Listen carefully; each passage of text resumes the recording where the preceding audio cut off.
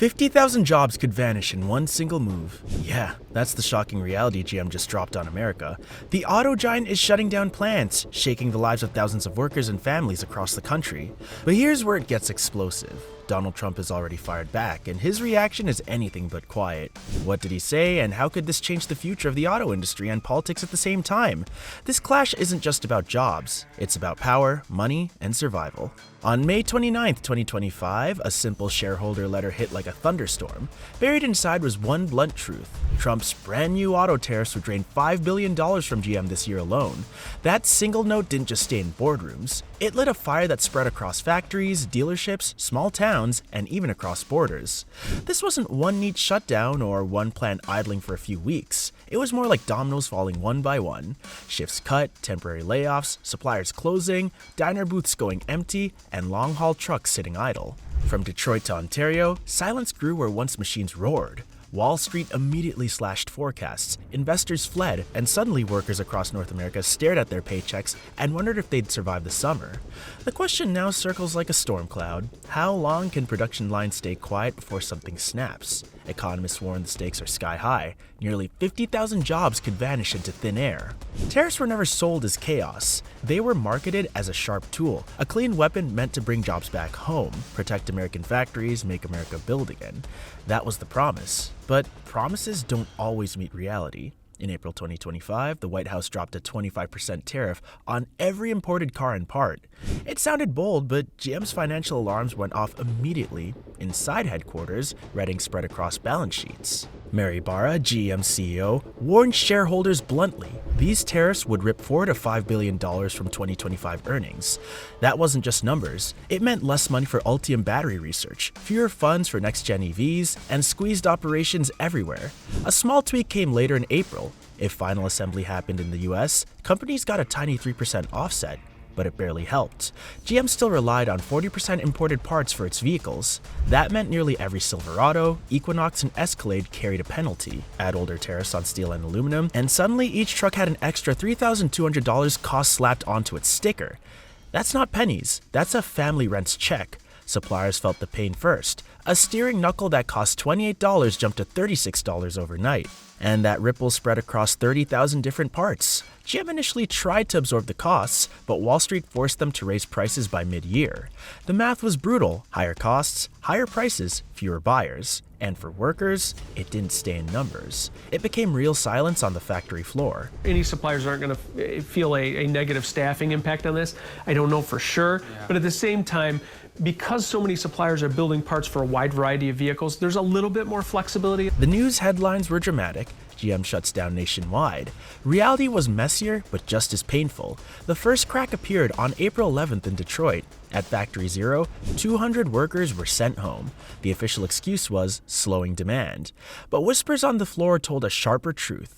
Tariffs were bleeding them dry. By late April, Canada felt it too. GM's Ingersoll Cami plant halted Bright Drop van production, leaving 1,200 workers laid off on May 2nd. In Oshawa, the truck line cut its overnight shift, instantly wiping out 700 jobs. Then came the smaller signs that felt even bigger. Job ads for temp work vanished. Empty semi-trailers sat idle in parking lots. Suppliers began folding. Adient, a seat maker, shut down 2 Tennessee plants, axing 400 union jobs. Executives gave the situation a polite phrase: elastic idling. It meant factories paused, waiting for parts or demand. But every week of pause drained money, hurt towns, and scarred families. In Michigan, small diners lost 40% of their customers overnight.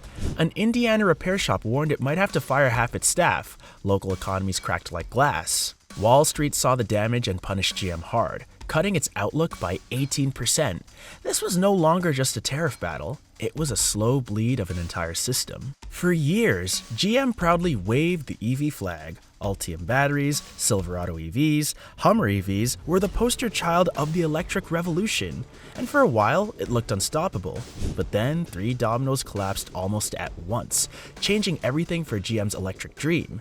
First, the $7,500 federal EV tax credit was repealed, which immediately made electric vehicles far more expensive for buyers. Then, Congress froze funding for national charging stations, leaving many drivers worried about where they would even be able to charge their cars. And on top of that, the key battery minerals, nickel, lithium, and cobalt, were suddenly hit with very heavy tariffs, causing the cost of Ultium batteries to skyrocket. All these blows together created a perfect storm that slowed down GM's big push into the EV market. Factory Zero, once buzzing with EV energy, now had parking lots stuffed with unsold Silverado EVs covered in plastic. Cars weren't flying off lots. They were gathering dust. Internal numbers were devastating. Consumer interest in EVs dropped from 14% to 7% after incentives vanished. Even flashy 0% financing deals couldn't fight against higher electricity rates and crazy insurance numbers. GM CFO Paul Jacobson admitted a grim fact. The company needed to sell 100,000 Ultium trucks a year just to break even. Forecasts now showed maybe 65,000 sales. The gap meant billions locked up in unsold inventory. Each parked EV tied up 45,000 in value, batteries aging in summer heat. Consumers looked at EVs and saw rising prices, broken chargers, and longer wait times. Some gave up and returned to gasoline trucks. Others stopped buying cars altogether. The big question now lingers. Was the EV dream just a fantasy, or did tariffs choke it before it had a fair chance? Inside Detroit shop floors, workers once divided by brand loyalty now found themselves divided by tariffs. UAW President Shawn Fain praised tariffs, saying they finally put American jobs first. But across the border, Unifor slammed GM, accusing them of trading Canadian jobs for US political points. On the floor, workers muttered a new tune. Cut the damn tariffs. Families struggling with mortgages had no patience for political theater. Unions found themselves trapped, support tariffs, and colleagues abroad suffer, oppose tariffs, and risk being branded unpatriotic. Either way, unity cracked, and divided workers meant weaker bargaining power against corporations. Hourly workers faced elastic idling. GM covered 75% of wages, but overtime vanished. Every idle week felt like deja vu of Lordstown's 2019 closure. Toolboxes stayed packed by the door, just in case the plant never reopened.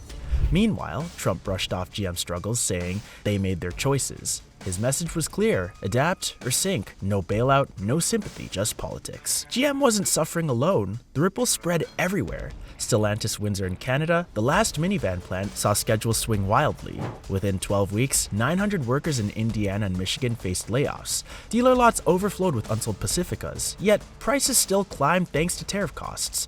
Volvo Group North America embraced for layoffs too. Nearly 1,000 workers in Pennsylvania and Virginia faced pink slips as fleet buyers rejected trucks that now cost $180,000, up from $165,000. GM Korea feared collapse, with 88% of its output bound for the US. A 25% tariff could kill it completely. Memories of GM's 2017 Australian exit haunted workers. Hyundai and Kia rushed to expand plants in Alabama and Georgia. But those jobs won't arrive until 2027, far too late for today's layoffs. Even cross-border supply chains broke down. A single piston made in Mexico could cross the border 3 times before final assembly. Now, every crossing added risk, fees, and delays.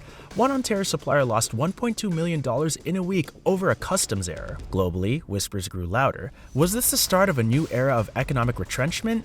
Inside GM's headquarters, planners drew up 3 different futures. Best case, by late June, parts from Brazil and Mexico flow again.